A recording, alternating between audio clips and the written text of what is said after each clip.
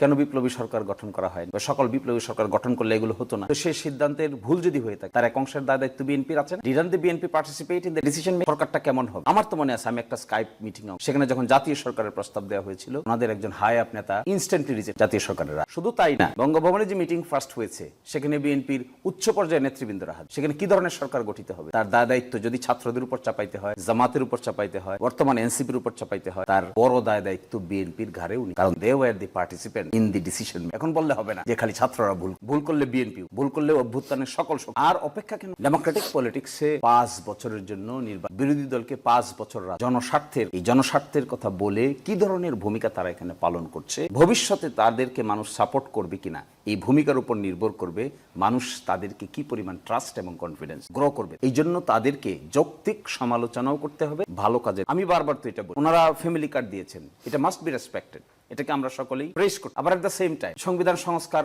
সভার শপথ নেন নাই, এটাকে ভয়ানকভাবে কারণ তারা তাদের ট্রাস্ট এবং কনফিডেন্সের জায়গা থেকে সরে গিয়েছেন। এই জায়গাটা বারবার বলতে হবে, দিস ইজ দেয়ার প্রবলেম।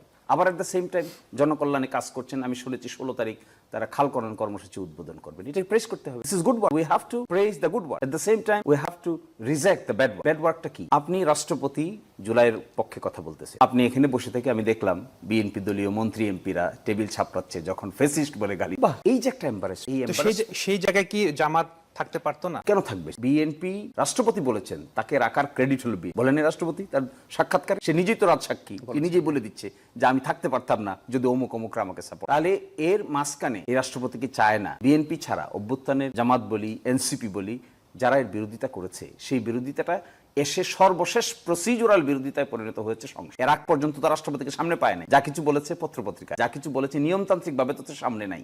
নিয়মতান্ত্রিক ভাবে প্রথম সামনে এসেছে যেদিন তিনি ভাষণ দিবেন সেই দিন।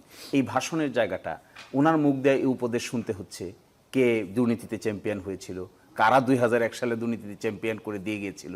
বিএনপি তখন 2001 থেকে 6 সালের যে সরকার ছিল, ওখানে তো আমরাও পার্ট ছিলাম, ওই পার্টের সরকারে আগের সরকারের দুর্নীতির চ্যাম্পিয়নশিপের ক্যারিকেচার বহন করেছে। এবং এখানে এসে কিভাবে গণতন্ত্রের উত্তরণ হয়েছে, 1400 লোক মৃত্যুবরণ করেছে, ফ্যাসিস্ট বলে গালি দিচ্ছে সরকারকে আগের সরকার। আর সেই রাষ্ট্রপতির ভাষণ এখানে বসে বসে শুনতেছি। আমার মনে হয় এইটা শুনতে বিএনপির কাছে কেমন লাগে আমি জানি না, তবে রাষ্ট্রপতির জায়গাটাকে যদি ট্রাস্ট ওয়ার্থি ক্রেডিবল রাখতে হয় তাহলে সত্যিকার অর্থে ক্রেডিবল লোককে ওখানে বসাইতে হবে। কারণ এটা সম্মানের জায়গা, এটা কিন্তু যুক্তিতর্কের জায়গা না। সব অঙ্গ ফেল করে গেলে রাষ্ট্রপতি ইজ দ্য শেষ পয়েন্ট। ওখানে আমরা একটা মিসট্রাস্টে ভুগতেছি। আমার ধারণা, আমি অনুরোধ করব, আমার ভাই এখানে আছেন, দ্রুত, ঠিক আছে প্রথম অধিবেশনে পারেন নাই, বাকি সময় যে সময়টুকু আছে টক টু দি, আচ্ছা বলেন প্রাইম মিনিস্টার বিদেশ যাবে, এসে রাষ্ট্রপতিকে রিপোর্ট করতে হবে না? কি বলবে যে এই প্রাইম মিনিস্টার এই রাষ্ট্রপতিকে কি রিপোর্ট করবে, কিভাবে রিপোর্ট করবে, কি কনভারসেশন হবে সেখানে? একটা চক্ষু লজ্জা বলতে কিছু নাই মানুষের? যে লোক একটু আগে মানে আমাদের সবাইকে এই দেশ থেকে তাড়িয়ে দিয়ে যে কথা বলেছে আর এখন যে কথা বলতেছে 180 ডিগ্রি অ্যাঙ্গেলে লোকটা পোল্ট্রি বেড়ে, এই পোল্ট্রিওয়ালা লোকটাকে আমরা এখানে রেখে সবাই কমফোর্টেবল হচ্ছে না। ট্রাস্টের জায়গাটা একটু শেকি হয়ে গেছে, পুরাটাই শেকি হয়ে গেছে। আপনি জুলাই অভ্যুত্থানের পক্ষের শক্তিদের মধ্যে যতই যে বিতর্ক করুক না কেন, আন্তরিকভাবে একটা লিঙ্ক তো তাদের মধ্যে আছে। সেটা কি? তারা জুলাইকে রেসপেক্ট করে, সকলেই জুলাইকে রেসপেক্ট করে। এই কমন জায়গা তো আছে। এই কমন জায়গাটার মধ্যে ফাটল ধরতে হবে কেন রাষ্ট্রপতির ইস্যুতে? না দেখে বরঞ্চ রাষ্ট্রপতিকে যদি তারা সরিয়ে দেন, কিংবা তাদের উপদেশ ছাড়া তো চলবে না, 2/3 মেজরিটি আছে, শুধু আকার ইঙ্গিত দিলেই রাষ্ট্রপতি থাকবে না। এই অধিবেশনে পারেন নাই, পরের অধিবেশনে যদি করেন তাহলে পরাজয় হবে না, বরঞ্চ রাজনীতিতে দীর্ঘস্থায়ী বিজয় হবে।